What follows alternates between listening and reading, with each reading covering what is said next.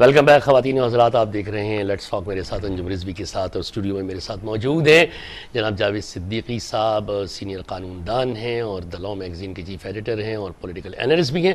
جاوید صاحب، بریک پہ جانے سے پہلے یہ ہماری گفتگو چل رہی تھی، ایک ذرا سا نقطہ اور سمجھنا چاہ رہا ہوں تاکہ بات کو آگے بڑھا دوں۔ اسامہ بن لادن کا پاکستان سے برآمد ہونا ایک کہا جا رہا ہے کہ انٹیلیجنس فیلیور ہے، اور جس پہ امریکنز نے ہمیں کافی مورد الزام بھی ٹھہرایا، ہمارے اسٹیبلشمنٹس تک کو نااہل قرار دینے کی کوشش کی وغیرہ وغیرہ۔ 9/11 کچھ لوگ جو تجزیہ نگار ہیں وہ یہ کہتے ہیں کہ 9/11 کا اتنا بڑا واقعہ ہو گیا تھا، اور امریکہ کے پاس بھی ایجنسیز کی کمی نہیں ہے، FBI بھی ہے، CIA بھی ہے، ہوم لینڈ سیکیورٹی بھی ہے، لاتعداد ہیں، تو ان کا بھی تو وہ ایک انٹیلیجنس فیلیور تھا جو وہاں پہ ٹوئن ٹاور کا حملہ تھا۔ تو وہاں تو کسی نے ریزائن نہیں کیا، وہاں تو عوام نے معطوب نہیں کیا اپنی ایجنسیوں کو، انہوں نے تو یہ کہا کہ انٹیلیجنس فیلیور تھا۔ میرا خیال ہے کہ یہ لیک آف انفارمیشن بھی ہوتی ہے، ٹھیک ہے، کسی نے ریزائن نہیں کیا کیونکہ ان کا ایک سسٹم کام کر رہا ہے، مگر یہ میں آپ کو بتا دوں کہ انویسٹیگیشن ہوئی، ان کی رپورٹ چھپی، بلکہ اس آپریشن کے بعد ہمارے اخباروں میں بھی اس کے ایکسٹریکشن میں نے پڑھے ہیں کہ 9/11 کے بعد جو کوارڈینیشن یہ نیول سیلز جو آئی تھیں، ان کے CIA کا اور گورنمنٹ کا اور دوسری FBI وغیرہ کے بڑی ڈراسٹک چینجز کی ہیں۔ اب پوائنٹ یہ کہ دوسری چیز یہ کہ آپ کس کی بات کر رہے ہیں، مطلب بلیم گیم تو نہیں شروع ہوا بلیم نا؟ گیم تو ہو ہی نہیں سکتا تھا، ہوا بھی، بلکہ ایک خاتون کا مجھے یاد ہے جو CIA کی تھی، وہ اسے کہتے ہیں نا چیٹرنگ سنی تھی، اس نے بار بار کہا اور اسے لفٹ ہی نہیں دی گئی، تو بعد میں وہ ریزائن کر کے کہاں چلی گئی۔ تو اس سب کی انکوائری ہوئی، انکوائری کمیشن بنا، سینٹ ہیئرنگز ہوئیں، اور اس کے بعد ایک نئی شکل میں انٹیلیجنس، جس کی وجہ سے 8-10 سال ہو گئے، ری اسٹرکچرنگ اور اسٹریٹجی۔ آپ کیا ری اسٹرکچرنگ؟ تو انہوں نے تو ری اسٹرکچرنگ یہ کی 10 سال میں ان کی زمین پہ جو جنگ لڑی جا رہی تھی وہ ہماری طرف بھیج دی، اور ان کے ہاں 10 سال کے بعد کوئی بڑا واقعہ نہیں ہوا، اس لیے نا کہ وہ ساری جنگ انہوں نے ہمارے اس کے بعد آپ نے کیا کیا، آپ نے کہا کنٹینیوٹی اور یونٹی آف کمانڈ کے لیے CNC کو 3 سال کا ایکسٹینشن، پاشا صاحب کو شاید 2 سال کا، 1 سال کا، تو بلیم گیم تو چلے گا۔ اور سب سے بڑی بلیم گیم کی بات یہ ہے کہ جب آپ ایک ادارہ نظریاتی اور جغرافیائی دونوں سرحدوں کا محافظ ہے تو سب سے پہلے تو اسی سے پوچھیں گے بھئی ہوا کیا، اور اس وقت سے پوچھیں گے جب سے وہ 7 سال سے ایک آدمی جو ورلڈ فوکس میں ہے اور جب پہ اوپن ڈکلیئرڈ ہے کہ جہاں بھی ملے گا ہم پکڑیں گے، جو بھی کریں گے، وہ ہمارے بیک یارڈ میں رہ رہا ہے۔ ایک کالر بھی ہے، ذرا ان سے بھی بات کر لیں، ان کو شریک کر لیتے ہیں، پھر آپ سے گفتگو شروع کرتے ہیں۔ جی السلام علیکم۔ السلام علیکم صاحب، خیریت سے ہیں؟ جی اللہ کا شکر، کون صاحب اور کہاں سے؟ میں سید امجد حسین شاہ بات کر رہا ہوں۔ جی امجد صاحب کیسے ہیں؟ کیسے ہیں؟ طبیعت ٹھیک ہے جناب علی؟ ذرا جاوید صدیقی صاحب سے ذرا 1-2 بات۔ جی جاوید صاحب، بالکل جاوید صاحب موجود ہے۔ جی جاوید صاحب، جواب السلام، خیریت سے ہیں؟ اللہ کا شکر۔ جاوید صاحب، میں آپ سے 2-3 بات کرنا چاہ رہا ہوں۔ ضرور۔ کہ یہ آپ سمجھ رہے ہیں کہ یہ جو موجودہ جمہوری دور جو چل رہا ہے اس سے آپ مطمئن ہیں؟ ایک سوال۔ دوسرا یہ کہ سپریم کورٹ کے جو بحالی کے سلسلے میں جو لوگوں نے وکیلوں نے قربانیاں دی ہیں، جس طریقے سے ان کو لایا گیا ہے، جی ہاں، یہ آپ بتا سکتے ہیں کہ یہ عوام کے لیے انہوں نے کوئی ریلیف دیا یا صرف یہ 18ویں ترمیم کے پیچھے پڑے رہے، جی جس سے عوام کو کیا ہوا؟ یہ آپ 2 بات سے ذرا وضاحت۔ پہلا والا سوال کیا تھا؟ ضرور جناب، پہلا والا بہت شکریہ امجد صاحب کال کرنے کا، اور پروگرام دیکھتے رہیے۔ جاوید جی کہ موجودہ جو سسٹم ہے جمہوری سسٹم، آپ متفق ہیں اس سسٹم سے؟ قطعی نہیں، اور جمہوری سسٹم، دیکھیں جمہوری طرز حکومت کا میں 110% فیور میں ہوں۔ طرز حکومت جو کہ جمہوریت ہے اس کو نہ کرٹیسائز کریں۔ اب پریزنٹ جمہوریت کے اداروں سے اور ان لیڈروں سے آپ سیٹسفائیڈ ہیں، وہ قطعی سیٹسفائیڈ نہیں ہیں۔ سسٹم یہی چلے، اور اس لیے جب ہم ان سے سیٹسفائیڈ نہیں ہیں تو ہم اپنے آپ سے بھی سیٹسفائیڈ نہیں ہیں۔ اس لیے کہ جب بھی ووٹ میں ڈالتے ہیں، آپ کہتے ہیں ریگنگ ہو گئی، مگر جینوین بات یہ ہے کہ ہم خود ریپرزینٹ کرتے ہیں جیسے ہم ہیں، تو ایسے ہی ہمارے، مگر یہ سسٹم اگر چلتا رہا اور چلنے دیا جاتا تو زیادہ دور نہیں جاتے۔ ہم انڈیا کی مثال دے لیتے ہیں کہ ہمارے ہی جیسے تھے، ہمارے ہی جیسے 1935 کے ایکٹ کے سیکھے ہوئے جمہوریت ہے، اور اسی جمہوریت کو آج وہ چلا کے یہ کلیم کر سکتے ہیں کہ امریکہ کہتا ہے کہ اس کی لیڈرشپ ہم اس کو اچھا دوسرا سوال ان کا یہ تھا کہ وہ جو وکلا کی تحریک اور چیف جسٹس کی بحالی، کیا عام آدمی کو انصاف فراہم ہو رہا ہے؟ آپ لوگوں نے اتنی بڑی اس میں میں دو اس میں جواب دے دوں گا کہ انڈیپینڈنس آف جوڈیشری اس کے لیے تو ہم آخر وقت تک لڑیں گے.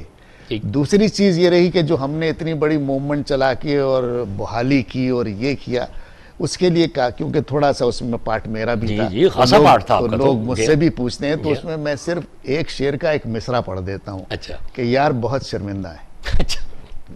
تو بات ان کی صحیح ہے کہ جو امیدیں بحالی جمہوریت سے جہاں ہمارے لیڈران کی باتیں ہوتی تھیں کہ جب آزاد منش ججز آئیں گے تو دودھ کی ندیاں بہیں گی، انویسٹمنٹ آئے گا، فلاں ہوگا، یہ ہوگا، انصاف گلی گلی خود جا کے کہے گا کہ ہم سے انصاف مانگو، تو وہ سب کچھ نہیں ہوا. تو اس کا مطلب یہ ہے کہ آپ کی اس وقت وکلا موومنٹ میں سپریم کورٹ بار کے صدر تھے علی احمد کرد صاحب، اور انہی کا ٹینیور تھا جب چیف جسٹس صاحب بحال ہوئے، اور اس کے کچھ دنوں بعد ہی ان کا فیول دیا گیا تھا کہ ان کا وہ ٹینیور پورا ہو گیا تھا.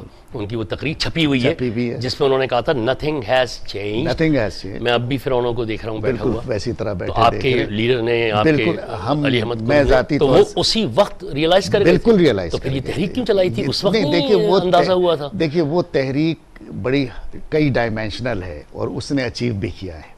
یعنی یہ کانسیپٹ اب اگر ہمارے جج صاحبان ابھی تھوڑے سے حالات کے شکار ہوں تو جو ہم ایگری نہیں کرتے، اور اس کے بعد مگر تحریک تو صحیح تھی کیونکہ مشرف کی ڈکٹیٹرشپ، جمہوریت کی بحالی، حالانکہ ہم اس جمہوریت کے اس وقت بھی فیور میں نہیں تھے. اگر آپ کو یاد ہوگا تو الیکشن کے بائیکاٹ کی بات کی گئی، مگر بہرحال مگر پھر بھی بہرحال جو ہوا تو اس میں بحالی انڈیپینڈنس آف جوڈیشری میں تو کامیاب ہوئے. اب وہ انڈیپینڈنس کس طرح سے استعمال ہوئی، جس کے اوپر علی احمد کرد صاحب کو کہنا پڑ گیا کہ نتھنگ ہیز چینج، اور اب یہ چینج کرنے کے لیے بھی ایک اسٹرگل بہرحال جاری ہے. اور لوئر لیڈرشپ کی تو اب کہاں ہے؟ اب تو وکلا گردی میں آ گئے، وہ تو ججوں کو مار رہے ہیں. بالکل صحیح، وہ تو اپنی مرضی کے کہہ رہے ہیں کہ جج صاحب کو ہٹاؤ، ہماری مرضی کا جج لاؤ. تو کیا ہو گیا؟ مطلب they have grown out of their shoes جسے کہتے ہیں. جب وہ بوتل بلاسٹ سے کھلتی ہے تو اس کو ذرا سیٹل ڈاؤن ہونے میں ٹائم لگتا ہے. جس طرح جمہوری سسٹم کو آپ معطوب نہیں کر سکتے جمہور کو چلانے والوں کو، اسی طرح انڈیپینڈنس آف جوڈیشری کو آپ کچھ نہیں کہہ سکتے. یہ انتہائی ضروری ہے جمہوری. مگر لوئر رول اور ججز کا کس طرح سے اس کے اوپر آئیں گے، اسے آپ کرٹیسائز. اب آخری 2 منٹ پروگرام کے، اب اس کو ذرا سا کنکلوڈ کیجیے. اب یہ جو ساری صورتحال ہے، امریکہ versus John Kerry versus John Kerry کا یہ کہنا کہ امداد بند نہیں ہوگی، وہاں سے واشنگٹن سے اطلاعات آ رہی ہیں کہ امداد بند ہو جائے گی. حسین حقانی صاحب یہاں پہ آئے ہوئے ہیں، وہ بھی اپنی کلیئرنسز دے رہے ہیں. CIA اور ISI میں کچھ بہت زیادہ فاصلے ہو گئے ہیں. اب ان فاصلوں کو مینٹ آگے کی صورت کیا بن رہی ہے؟ آگے کی صورت صرف یہ بن رہی ہے کہ 2 لائعمل ہیں. ایک تو ڈھاکہ کا فال ہے، دوسرا یہ ہے کہ حالات کی نزاکت کو احساس کرتے ہوئے ہم اپنے کو کس طرح سے تبدیل کریں کہ ہماری کم سے کم سبکی ہو جائے تو کوئی حرج نہیں، مگر کم سے کم ہو. مگر میرا خیال ہے یہ شاید ممکن نہ ہو، تو پھر وہی زور و جبر. ڈیمیج کنٹرول کے لیے کچھ ہونا چاہیے. ڈیمیج کنٹرول کا واحد طریقہ یہ ہے کہ جو آپ نے وعدے کیے ہیں، دیکھیے ویسٹرن اس میں آپ جتنا بھی معطوب کریں، ڈپلومیسی کو جتنا بھی جھوٹ کا پلندہ کہیں، مگر there is a limit. اب ڈپلومیسی کی ایک لمٹ ہوتی ہے کہ آپ کہیں کچھ، دکھائیں کچھ، دیں کچھ. تو enough, they have said it very clearly in many words کہ enough is enough. Do it or we will do it. Sovereignty کی بات کرتے ہیں، جمہوری عمل کو ذرا سا چلنے میں ہوتی ہے تو تکلیف کہ فاٹا کے علاقہ آج بھی وہ انگریز کے بنائے ہوئے رولز کے تحت چل رہا ہے. That is not part of your state. تو ساورنٹی تو آپ کی وہاں نہیں ہے جہاں سارے پورے ٹیررسٹ بیٹھے ہوئے. پھر وہاں آپ کی فوج جا کے کچھ کرتی ہے، کچھ ایک قدم پیچھے آ جاتی ہے. اس کے بھی اپنے پرابلمس ہیں. تو مطلب یو ہیو، اس وقت پوری اسٹیٹ از ان جمبل اور کسی کی سمجھ میں نہیں آ رہا. ایک بات سمجھ میں آ رہی ہے کہ ہم کھائیں گے کہاں سے، مال کہاں سے آئے گا. اب مال نہیں، انہوں نے جو کہہ دیا، جو کیری صاحب نے کہا، تو لوگوں نے یہ بھی کہا ہے he had come with a stick and a carrot. تو میں نے اس پہ جواب یہ کہ this time he had come with a stick and a stick like carrot. اس مطلب کیرٹ جو ہے وہ مختلف ہے بالکل. اور چلیں اسی نوٹ پہ اب ہم ختم کرتے ہیں. تھینک یو ویری مچ, بہت شکریہ آپ کا جاوید صدیقی صاحب. پروگرام کا وقت ختم ہو گیا, لیکن انشاءاللہ اگلی کسی نشست میں پھر بیٹھ کے پھر گفتگو کریں گے. Once again thank you very much for coming in the show. Thank you sir. خواتین حضرات, یہ گفتگو تھی جناب جاوید صدیقی صاحب سے. بلا تبصرہ ہے, ہم نے سب بات چیت کی ہے اور یہ سمجھنے کی کوشش کی ہے کہ یہ صورتحال کہاں جا رہی ہے, اور بات یہی آ جاتی ہے کہ اب کیسے کیرٹ کا رنگ بھی ذرا مختلف ہے, دیکھنا پڑے گا. لیکن سیریسنس ہمارے یہاں سے شروع ہونی چاہیے, ہمارے یہاں سے سر جوڑ کے بیٹھنا شروع ہونا چاہیے, ہمارے یہاں اس سنجیدگی کا مظاہرہ کرنا چاہیے جو کسی بھی ایک بلڈنگ نیشن کے لیے ضروری ہوتا ہے. ہمیں غالباً اچھے پالیسی سازوں کی بھی ضرورت ہے, ہمیں کچھ ایسے اکنامکس کی بھی ضرورت ہے جو کہ محب وطن ہو. محب وطن میں اس لیے کہہ رہا ہوں کہ جو سیریس ہو اپنے کام میں, سمندر پار سے آئے ہوئے ڈیپوٹیشن کے امپلائیز نہ ہوں جو اپنی نوکریاں کر کے واپس چلے جائیں, کیونکہ اس سب کو بڑا سیریسلی دیکھنا ہے تاکہ آگے والا وقت جو ہے, جو چیلنجز بھی آ رہے ہیں تو ہم اس کا سامنا ضرور کر لیں گے بحیثیت قوم کے, لیکن ہمیں یہ تو پتہ ہو کہ ہماری ڈائریکشن کیا ہے, ہمارا رخ کس طرف ہے, اور وہ رخ وہ ہماری لیڈرشپ ہی ہمیں بتا سکتی ہے. اگلے پروگرام تک کے لیے خدا حافظ. ہر ایک الامر کو صدا دو کہ اپنی فرد عمل سنبھالے, اٹھے گا جب جم میں سرفروشاں پڑیں گے دار و رسن کے لالے, کوئی نہ ہوگا جو بچا لے, جزا سزا سب یہیں پہ ہوگی, یہیں عذاب و ثواب ہوگا, یہیں سے اٹھے گا شور محشر, یہیں پہ روز حساب ہوگا.